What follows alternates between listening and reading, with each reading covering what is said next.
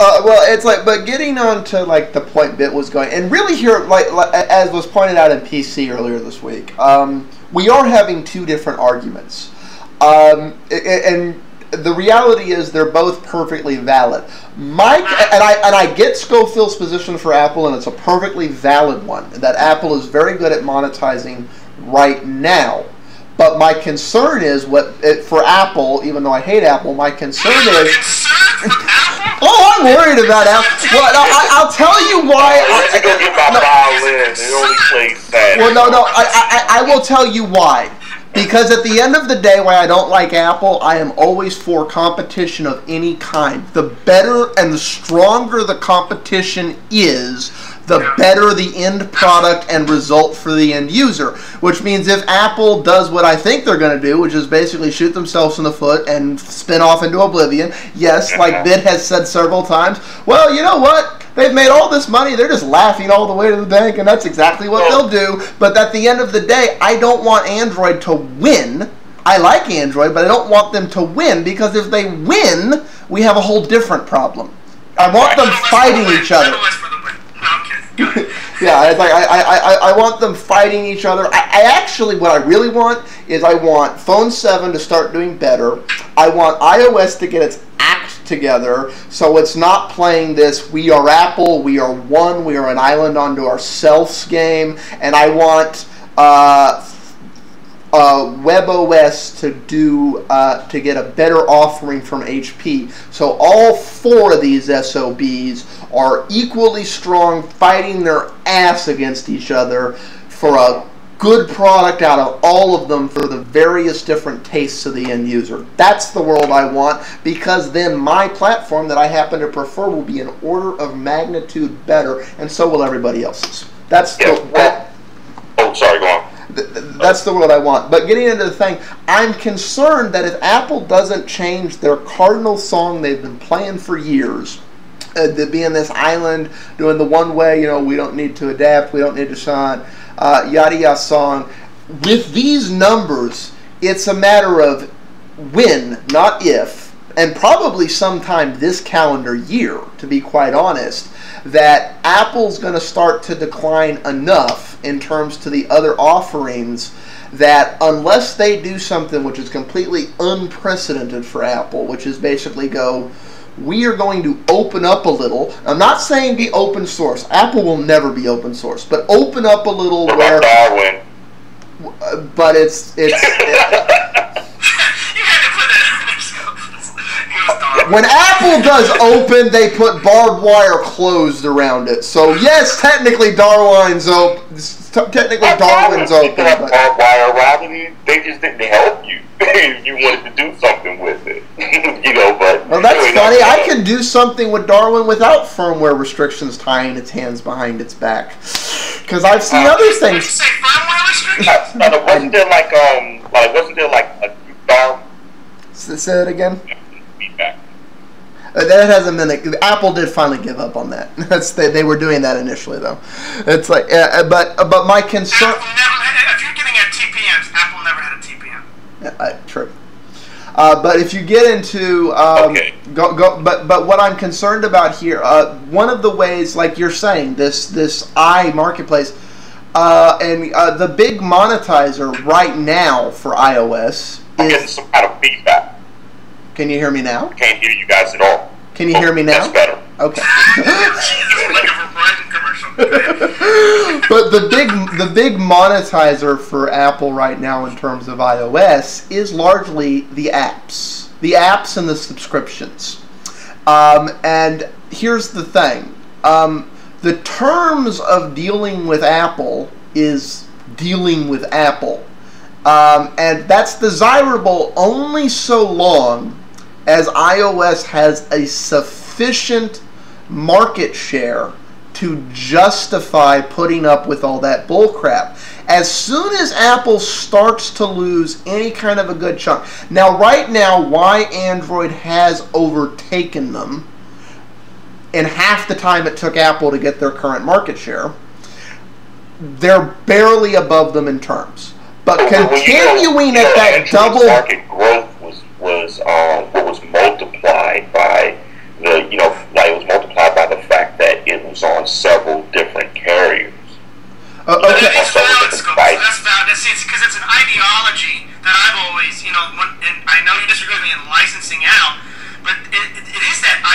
technology that Android is saying, hey, they could have easily just gone with the Nexus 1 and say, we're going to have our own hardware. It's kind of like WebOS, which my favorite operating system is last place on this damn chart. But anyway. I understand why Google, I understand why Google. Of saying, hey, we're over many platforms is in itself an awesome idea. And as well as saying, hey, you know what, we're going to control our hardware, we're going to control our software, you know, and make a very pleasant user experience. It's great. And you know what?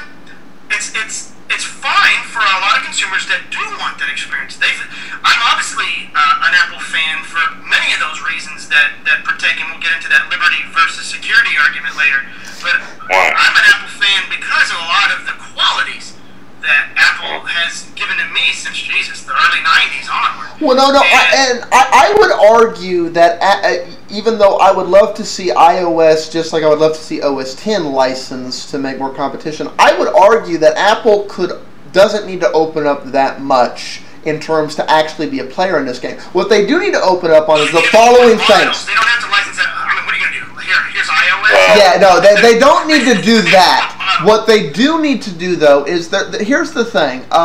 Developing for iOS, there's two sets of rules. There's what Apple can do with iOS, and there's what third-party developers can do with iOS. Since Apple micromanages everything and vets everything, there's no reason Apple can't give every single API call that they use in-house to third-party developers. Every single function that iOS is capable of calling on, any developer for iOS should be able to call on.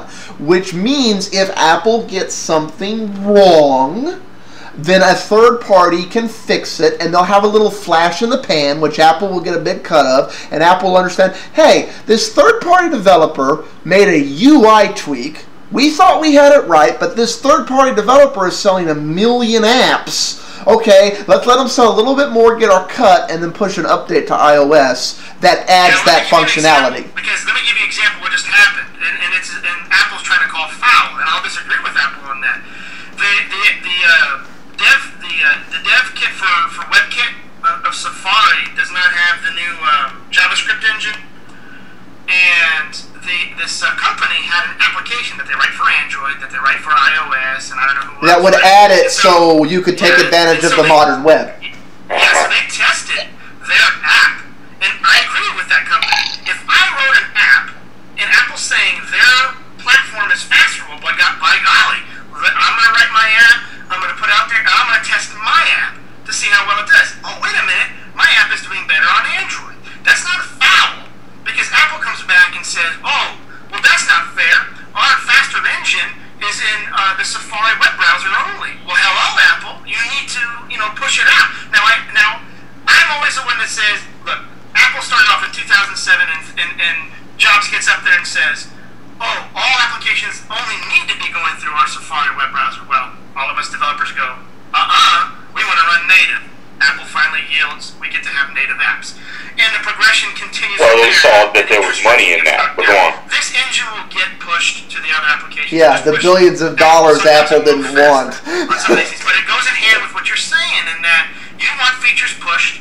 It should be X, Y, and Z for applications across the board, but just sometimes it's not always that way. And not every platform does it. Android is extremely harnessed by the vendors that don't even allow certain Android features to even come through.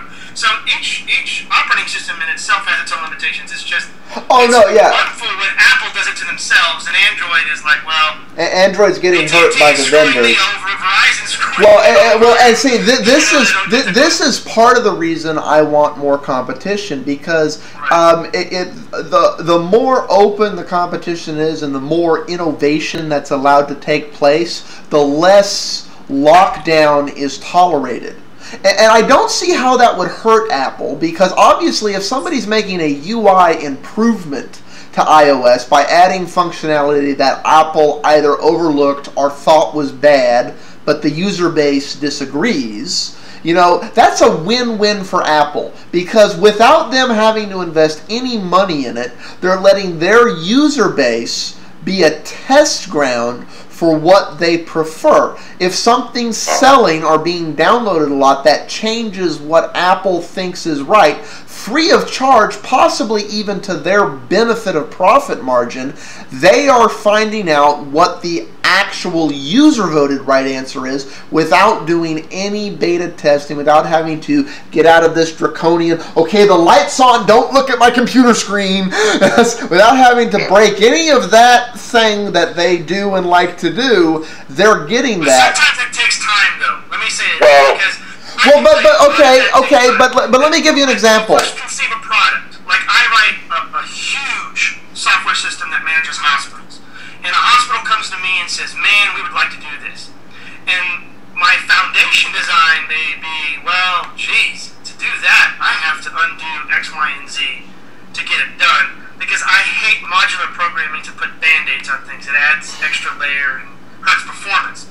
So a lot of that goes on, even within Android, and that's why Android wrote Honeycomb for their tablet. They're like, we're not going to Band-Aid this stuff, and a lot of this stuff does take time to get. It's just, tell me you're going to get there. Don't tell me you're not going to get there. It's like the deal with Flash. Yeah, I'm not going to argue that. Flash sucks. I hate Flash. But and to be honest, find a way to make it an option.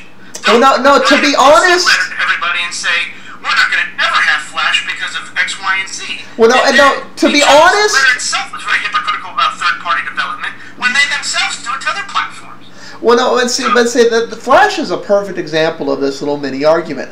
I agree, Flash is not the best. I prefer other solutions to Flash. I mean, hell, there's this massive bug in Flash 10.2 right now where it's crashing. Yeah, it's crashing like crazy. However, if I'm willing to make that trade-off as the end user. So here's how the iPhone should ship. We're not going to have Flash. We have no interest in adding Flash to iPhones. It's not going to sign. But if Adobe wants to write a Flash app and submit it to the iOS store, and end users... not an app. Or do you really mean just specifically like an app? Like it? Actually, Adobe did release quite a few Flash apps. Didn't make it. I did a video on some of them. But none of them are going to ever be approved because Apple doesn't want them. No. There are a lot of apps in the App Store that are just nothing but converted Flash. Well, yeah, I know, but I mean, this may be a moot point. And that was even like when Apple had the rule set that said you could do that. They Flash development environment and make it specific for the iPhone. So. Well, and honestly, if you look at the Air development environment, it would not surprise me if Air apps wind up being ported over to iOS. It's honestly there are already Air apps on iOS. Yeah, I mean, like it or not, Air is becoming a standard for that stuff. But I'm sure there's millions of iOS users, both iPad and iPhone. That millions, not billions. No, I said millions. I'm sorry, the audio chopping. No, M. There's an M. No B. M. If there's a B, I'm just gonna go. Well, it was a nice planet, but now it's a little difficult to hear you. Yeah, I know the audio here sucks. He said hundreds. Yeah, but I'm sure many of those users, if Adobe was allowed to submit a Flash plugin into iOS, I am sure they would download it. Okay, submit a well, iOS would have to have the art. See, they can easily sandbox it and do the exact same thing WebOS is doing, and it can be great. I would agree with Apple and say, until we find that solution to sandbox it, we're not going to allow it because we don't want to compromise the entire system and give our users a crappy experience. But look, other operating systems have found a way to sandbox it. It doesn't crash their entire system. And it's just, my thing with Apple is like, don't tell me no.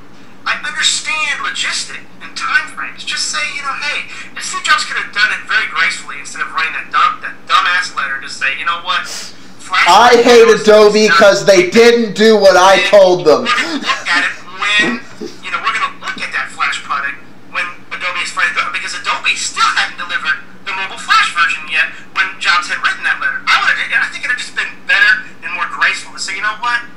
We're not gonna close the door on it. You know what? If they I realize Adobe hasn't delivered it yet, but let me ask you an honest question. What incentive whatsoever does Adobe have to spend any resources on making that when Apple has adamantly said every single day, even if they make it, we're not allowing it?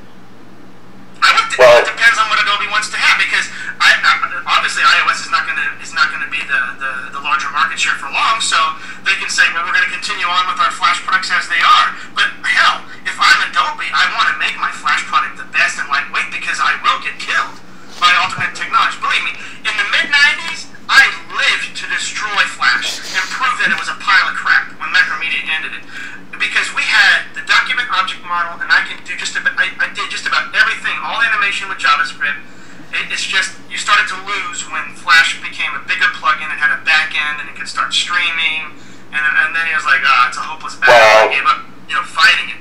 But today, for me though, the thing that killed Flash for me really was years and years ago when I started seeing better technology coming out. And, Adobe was just complacent in their position. They were like, oh, well, we're king of the hill, so we're not going to do anything to improve our software. Well, okay, I agree with you 100%, because there are plenty of things that do all the same things most of the Adobe stuff does, that are lighter weight, smaller code, more streamlined. But this actually goes back to a topic Bit was talking about earlier, which is if you don't make something modular and have that extra layer, basically you wind up with the same problem that pretty much all the Adobe products have right now, that large parts of Windows have, that other things have, which is, well, you just kind of add more bloat on top because you don't want to go back and completely rewrite these thousands of lines of code from scratch. And then, of course, you've made the molehill into a mountain, so why not add another boulder on top of it?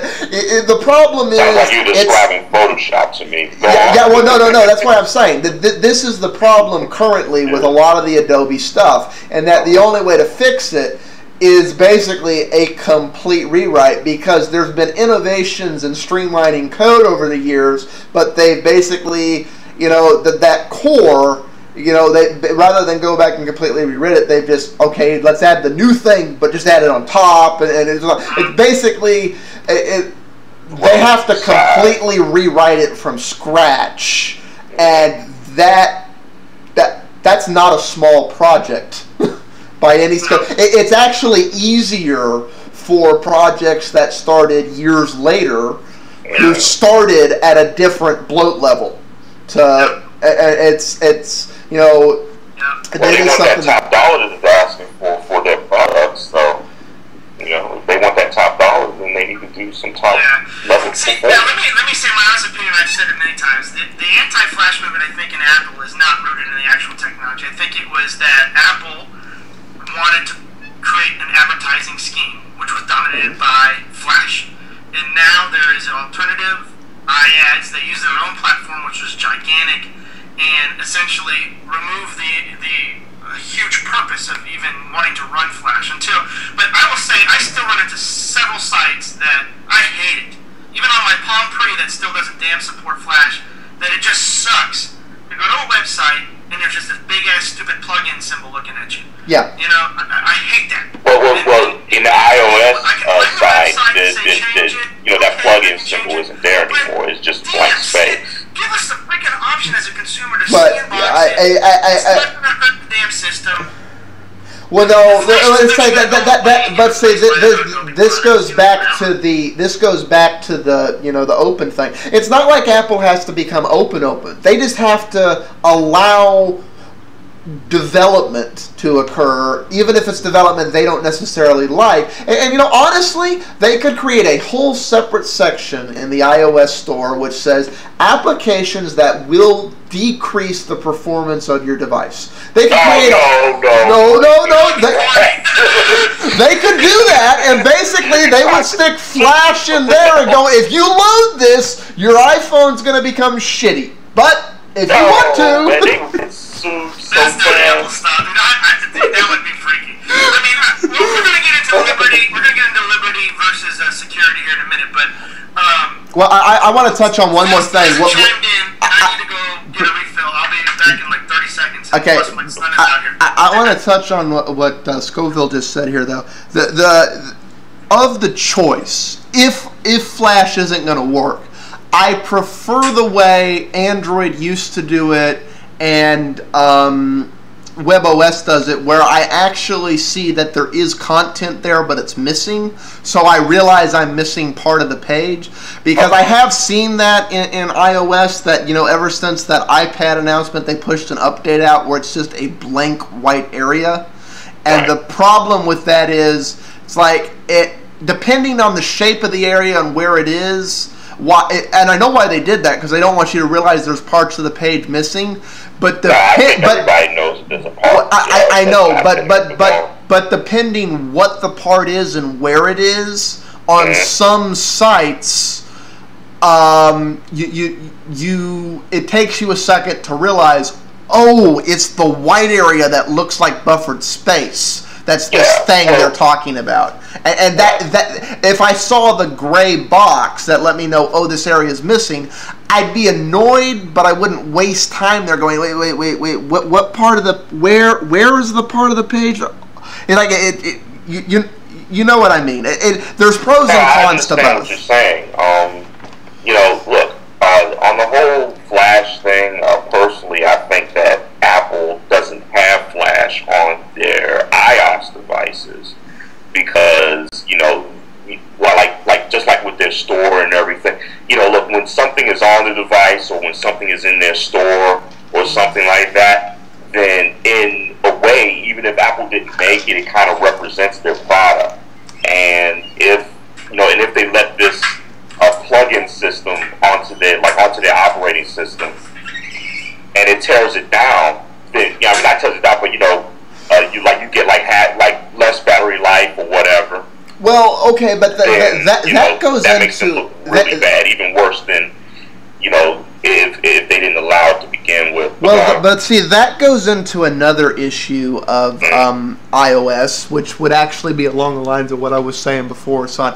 One of the best solutions I've found to that problem, because it's a valid argument, you know, if we approve it and we put it in our thing, and it makes the thing suck, well, that's going to come back on us. Right. And I get that logic. I think Android has the best solution to that. There's a toggle switch in the sub-menu which goes, well, I want more than what you think should be included. Which means it's not on Apple. Apple didn't approve it. You know, it's not Sun. Basically, you would have to go... And this, it wouldn't be hard to this. All Apple needs to do is in iOS in the settings menu, add a thing... add the option for end users to do what developers do, which is, you know, experimental apps. And then, I mean, that's fine. I mean, I don't really and then it's not on Apple, it's outside of the environment, but the end user can still get it if they want it.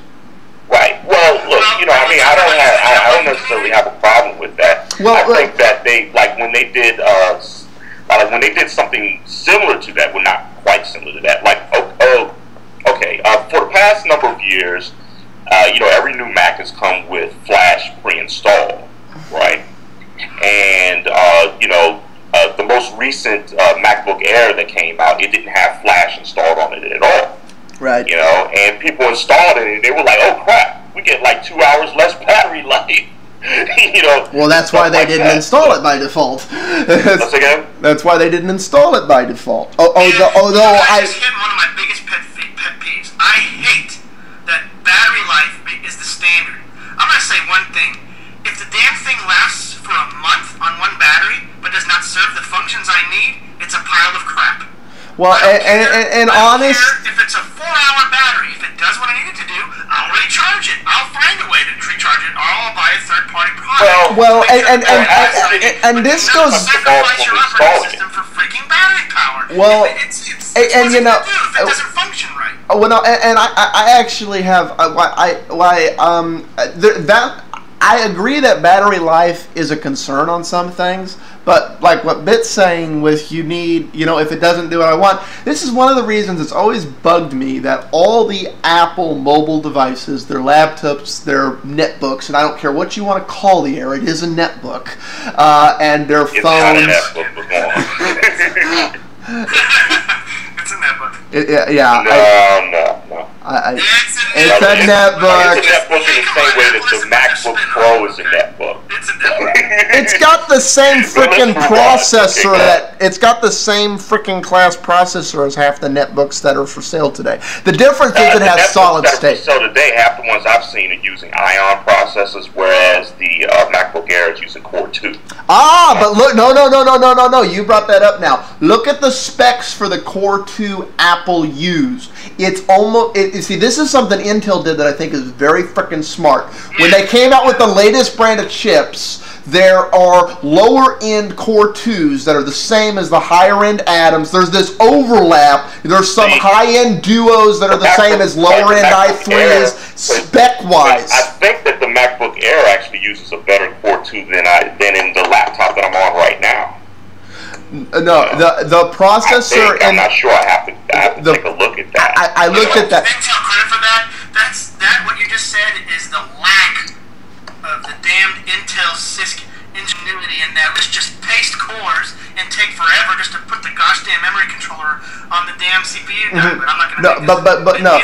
Intel video. Well, no, but that Duo, that lower end Duo that's in the MacBook Air, is very much on par with your higher end Atoms, which, like he says, netbooks are using Atoms. So spec-wise, they're basically the same system. It's just they went with the Duo brand for the marketing. The processor in my MacBook is better than the one that's in Air.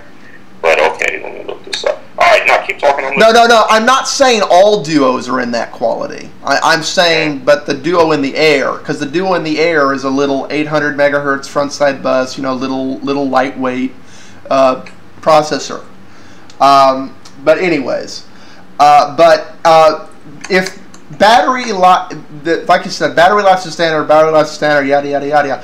If they're so concerned about the battery life, then why is the battery locked into the device? The easiest solution to that is make the battery swappable, and people whom that's such an issue to can buy a second battery. And I would see Apple doing this. I would see Apple selling like this $99 white charge mat. It's the iMat. Charge your batteries. I would so see Apple doing this. Wait a minute. I can tell you, what they said, and it does make some sense.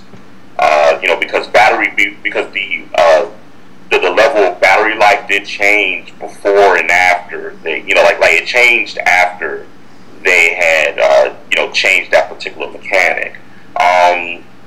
They did that so that you could put bigger batteries in the machine. Like the MacBook that I have, the one that I'm on right now, it has a removable battery.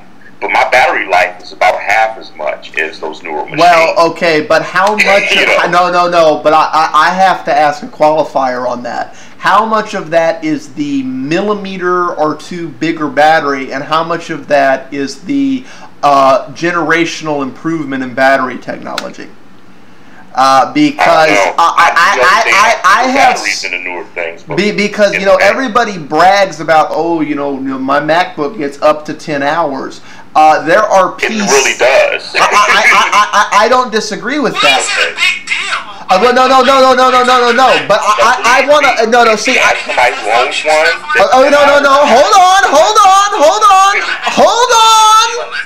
on. I have a point on that. It gets up to 10 hours, and Apple people are measuring that against, the book with old generation battery technology didn't get up to 10 hours. Therefore, they were justified in locking the battery in. There are ThinkPads today that get up to 30 plus hours. Yeah, that's with like a special battery pack you buy for the thing. As many hours? What? There are ThinkPads today that get up to 30 hours. Yeah, that's true, but you need to, in order to get up to that battery life, you have to buy a special battery pack. It's like this huge thing that you attach to it. Huge thing. I've had that debate before because people will say, this ThinkPad, it gets up to this, that. No, you have to get the extended battery for it. Yeah. And it's just, it even says so in the fine print. Yeah. When you go to look at the that extended battery is just such a huge, ugly, gastronomical the thing. extended battery is like almost so stupid to see. Okay, is there something if it's swallowable that hurts its lifespan? Because that wouldn't make sense to me. Well, okay, the argument that Apple fanboys always make, I'm not calling Scopers fanboys, but the argument they make is those few millimeters worth of case space they save not putting in the mechanism for extra case and latch lets the battery be just so much bigger that it's just a night and day difference between battery life. I would argue it's at most. Very, very thin. Yeah, I would argue it's maybe at most 30 minutes worth of battery life. So wow, I get as many 9.5 hour battery cycles instead of 10. I don't know about that, Horace. Well, let me tell you where I'm comparing that standard, where I'm getting that logic from. If you compare a MacBook Pro and something that's very comparable in specs, like an almost identical spec ThinkPad, like a T-Series or something. You know, we can argue why they're very different looks, they're very different designs, they're very different things. Build quality wise, why they're very different tastes. If you buy comparable spec ones, they're pretty comparable in price, they're pretty comparable in in overall hardware quality and so forth. You know, they're not that different a machine. The spec, in terms of power usage, yada yada and so forth. And the reality is, the ThinkPad and the MacBook are like at most 5 to 10% difference in power life.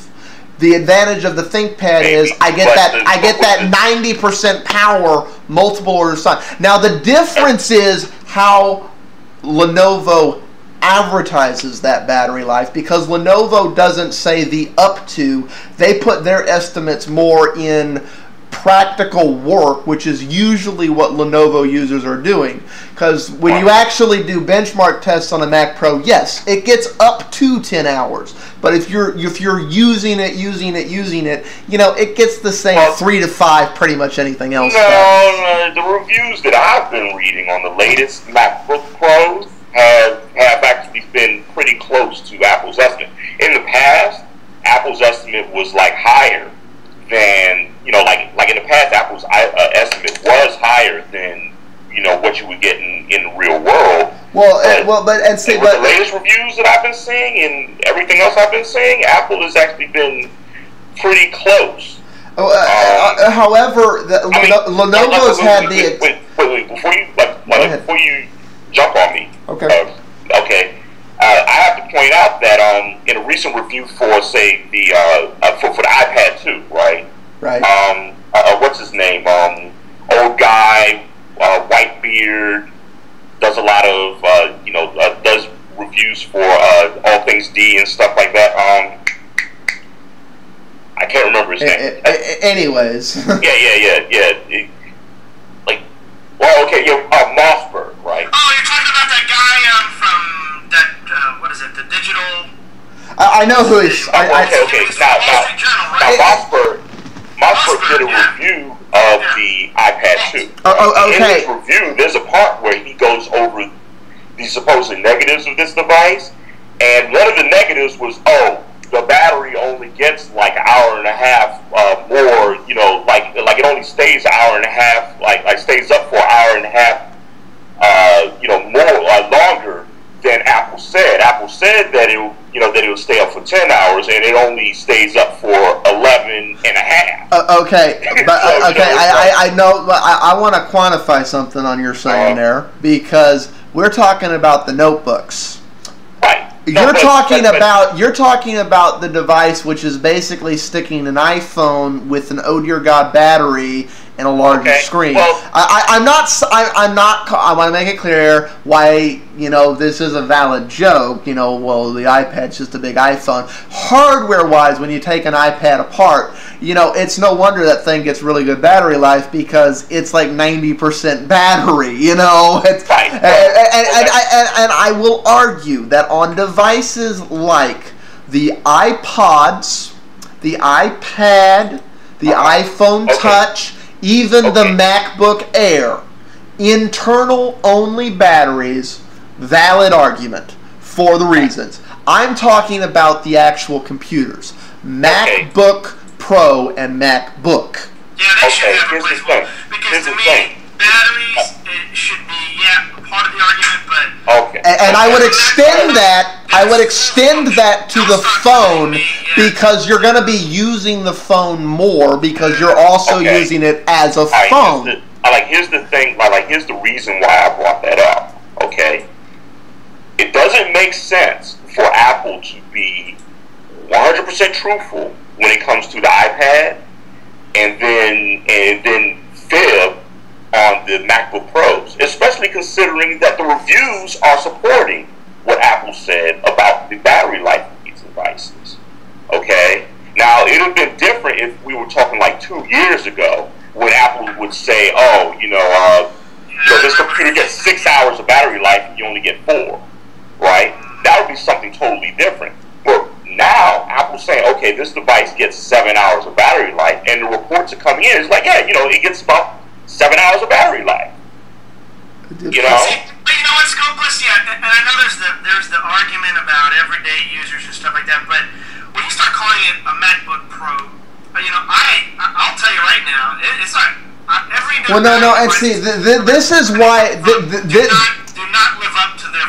Well, no. See, this is why I bash this particularly on the MacBook Pro, because on the MacBook Pro, this is a machine, and this is why I was comparing it to like a T-Series Lenovo, because it's aimed by the name alone at that class of user, somebody who's not doing average use, somebody who's doing more than average use. And I agree, yes, it gets that battery life by average. This is one of the reasons Lenovo is actually has been doing for the last 2 years.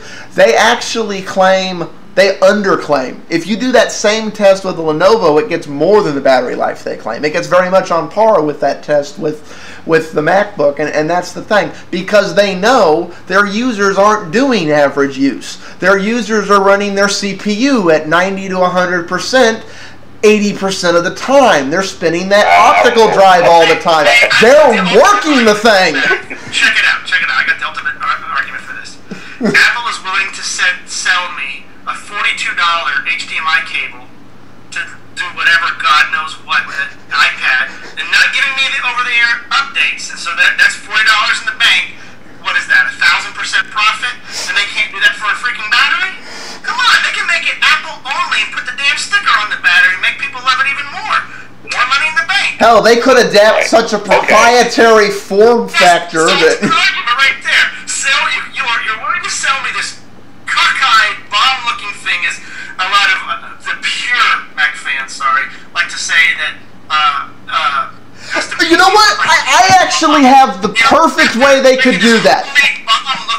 No. I know what Apple could do. Apple could patent the color of the battery, and they could make the color slightly off, so that only unless you license that patent from Apple, the battery color won't match, and that is something Apple people would care about. Just like they did with the damn keyboards. Remember that extender keyboard that had a little stupid tooth in it, so you could only use the extender with the Mac key. They could get away with just, hey, the battery that we have here can only fit in this kind of port, and boom, there's more money in the bank. Why not? I'll tell you right now, I'll buy a battery before I buy that damn $40 cable.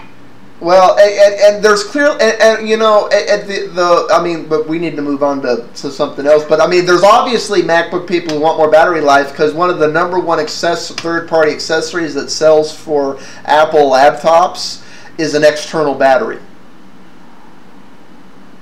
So one of the #1 accessories that's a third-party accessory that sells for Apple laptops, you know, MacBooks and MacBook Pros, is a third-party external battery. Yeah. Hey Phil, what do you think about batteries? Because I haven't heard Phil. Yeah, I know, Phil. You gotta speak up, man. Well, from my point of view, because I was going to say that the MacBook Pro, I'm not sure about the latest ones, but I think the ones a couple of generations back, you could take that battery out. I mean, Apple don't want you to, but I think you could take it out. Well, yeah, in previous models, like ending in like 2008, you could do that. In my aluminum MacBook, which is the precursor to the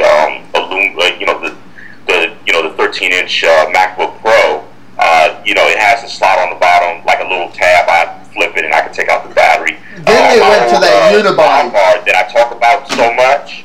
My Lombard actually has room in it for 2 batteries, and that was like made in 1998. So, pretty soon we'll have computers running off of Goodwill. Anyway, moving on. I will my computer to boot.